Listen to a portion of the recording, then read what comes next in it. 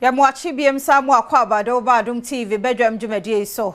Yada Apostle Dr. Ni te Kotegu ase ni nkranhye nsema wode abia no. De du so no ye Badwam kase nsem no ne yetodwa wo bia wo betini. National security ahweye no gusu bonto no. Uhunu bibi aka bibi. Ye bekọ ho no yakọhwe nea adro. Eye bibia man mpanimfo nso so won mo ka won ho abom sabeya won betumi aboa na tanom eno so ebetumi aba efomo eno ne nsem bi na no pa me de browse Adom TV Badwam kase wo shine live on Facebook/Adom TV Extra Go TV 119 DSTV 280 uko YouTube ya Adom TV Tube uko adomonline.com nso nsem yi ni bebre so ewo ho aye de agu ho medi de afia amankwa tamaklo afia ni de mientie se de nsem ni chiremu ankasa etie asoye hwe bambo so meche national security womo bonto emu odin pa uhunu bibia kan bibi see something say something campaign no womo de akwakopie mu wo yeji ne importam wo pro east mensin no mu a Adom kase etwaso na ye baya ye nantesia ne se de me pen di kankan ye no etutwasem ene etutwafom tutu aman so sa no omudwumadie no mama mo homene so tutu amai bebre so sa na sa omudwumadie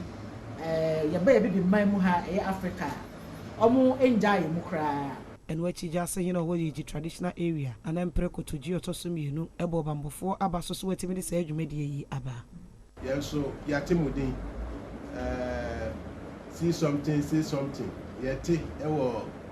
radio so TV so ya kinkan ewo internet muduma so a mudi de boa o man Ghana na efi se ebre yi mu de eyebre pa ya media atum akoma so na modi sa dwumadie yen nananom a ewo yeji megina yen nana mahina nan mu nananom nyina yegifo nyina nan mu ekase akwanya wo ho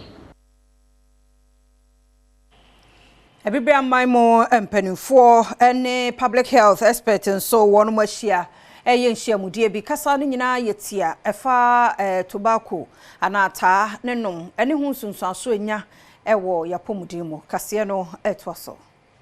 So it is important that we work to curb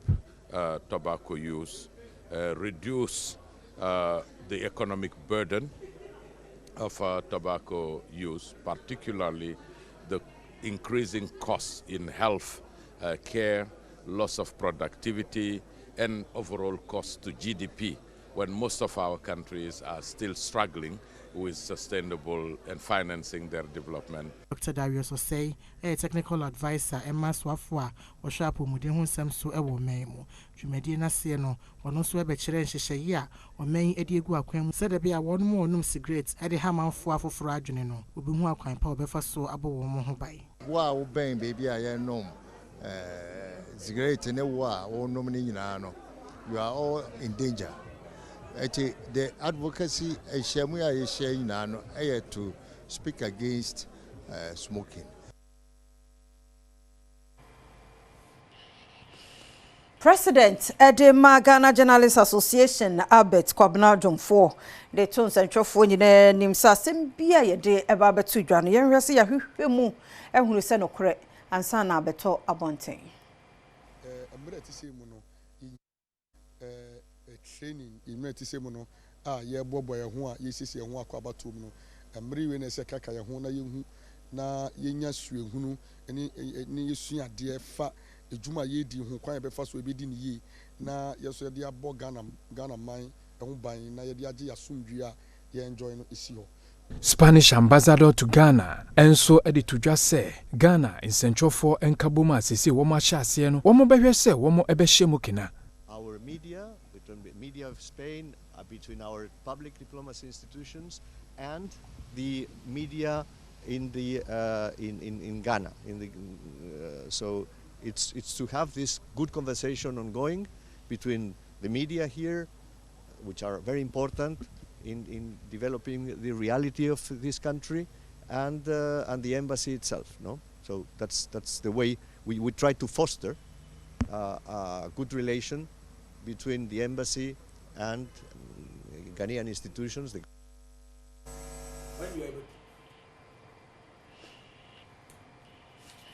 Franka Tuni Dema MPP Amanyoko Dr. Mahmoud Bawumia de Togana Fonyina anim se entro ya NDC Amanyoko eka egunu ho fi no memo onyintum se obeyema mpania Fulani fo ye ja wo mo no asenkrofo mfudie no Dr. Mahmoud Bawumia se no krebi anim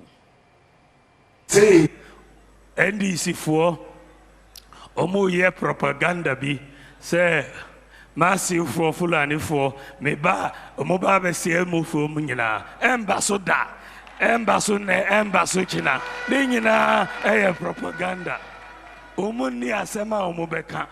ye manum basosa embasosa obia will be treated by the law enyasa so mamon tie sa propaganda no which you know what a traditional area very more say should you toss me no e de na no risem etudwa ye hwe se de wo sitie na wo yemu ye wo ye deep thinker what na wo dwene kwa akire no wo ye obi a esenya mihira wo na betena konya kase su se Ghana president of the republic yewra adwuramai I decide say Berema I decided say Babia Ujina no Mijina Wachi Mimpa you force Ujina Wachi dia. That means Adramai now Sujina Wachi. Presidential candidate Dema Liberal Party of Ghana Kofi Apalu the one electoral commission womo anyadwen say ballot paper na ye printer no Mami akua don kwa wonya baby okro no nimfonyi da so eda so Enra yenyina yenya ntiyese GFP for Oman qualify ama se say no mutimi ma ballot paper so e jo mutimi ballot paper so dia na say ye GFP a free paper so ba am say yisi ni be so or printed ballot paper no say de tie na na ye LPG ya dwene ho say ma yisi no cost print ya e de basabasa ye enne nyama bebre besi emboa obia because we go to about mama me kwadonko so far as we vote mama me kwadonko nko ano untimi in fairness say a spoiled ballot over say spoiled ballot obi ntiase obi anka nchi obi ase go campaign say yantuma number 3 and number 2 and number 4 they can say toma LPG toma Kofi Apalu toma ensroma no eno ne ma chance so de e say me go carry say number 2 number 3 yantwa number 1 number 2 number 3 bia wo paper so eti sa numbers ni de embem eti we na esino ye nyina ye fa nkwa adwedwim ne hu se ye the right thing a ebeboaye ye ni free ho na ye mpia nkosoro na ye hu se nipa 12 pe na ye contest ba we party kitwa ne de mo adwene mu se o anyahwe na china to party kesia how are you going to take it so we should think as a people and do the right thing anytime any day. Communications Director Adom MPP Amanyoko Richard Ahiaba na Ghana of why confused for 24-hour economy NDC ebo ho dawru nti won samra emechire mu biem eti adada say NDC beka kire say ono ba be ye 24-hour economy landing en fatu ho a me de ye ne say landing a economy no kakra be 520 billion pounds sterling no afe na omo ekire ya adwene say 24-hour economy no aso ebetumi aboaye ana na omo dwene ho sampo no omo assembly members bisa mayor no question say wono 24-hour economy na obese oye infrastructure ana say conditions are obehwe so aye saade no aso ewo ho ana na kwan ben so na obetumi a build it sa infrastructure no na wotumi aye 24-hour economy na eno no kire say 24-hour economy no enya ade bi a wo bo osire mu ana wo se wakofa aba da bi ese wo bobra se dia wo nyina wa ha ye wo so dachi metoka but wo sori a wada fie wo sori a wo nya adwuma but dachi metoka ye ntoka asa Lordina Foundation ne Warmakopa Maternity and Childbirth Center wo Badwam Chips Compound wo Kranza North Mensimu ewo Bono East Mantam nemu na enumu nso Franka Tuni NDC John Dramani Mahama ekọ hobi na nani soade hunu so be ma mpani a obebo emma ene awo mu ensam ho ban ehon so kasa ode tudwa eni.